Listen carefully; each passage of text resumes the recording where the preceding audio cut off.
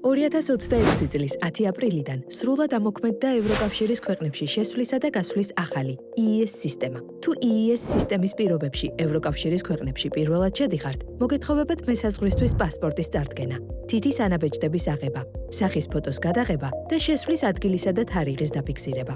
ამ პროცედურას თვითმომსახურების კიოსკთან ან პირდაპირ მესაზღვრესთან გაივლით. თვითმომსახურების კიოსკის შემთხვევაში თქვენ ასკანერებთ პასპორტს, აბარებთ ბიომეტრიულ მონაცემებს, თითის ანაბეჭდს და ფოტოს და შეგყავთ საჭირო ინფორმაცია.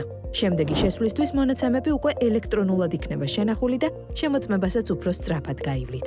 ახალი სისტემის დახმარებით მინიმუმამდე შემცირდება პირადი მონაცემების გაყალბების რისკი. EES სისტემა ავტომატურად აღრიცხავს ევროკავშირში გატარებული დღეების რაოდენობას და უფრო მარტივადაა შესაძლებელი ვადა-გადაცილების კონტროლი.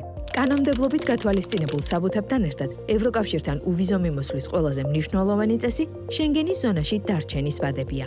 საქართველოს მოქალაქეებს იქ უვიზოდ დარჩენა ნებისმიერი 180 დღიანი პერიოდის განმავლობაში მაქსიმუმ 90 დღით შეუძლიათ. ვადა ბოლო 180 დღის განმავლობაში გატარებული დღეების ჯამით აითვლება.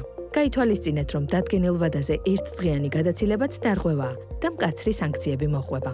მათ შორის ჯარიმა, დეპორტაცია, შესვლის აკრძალვა ან მონაცემთა დაფიქსირება შენგენის საინფორმაციო სისტემაში. გაითვალისწინეთ წესები და იმოგზაურეთ მშვიდად.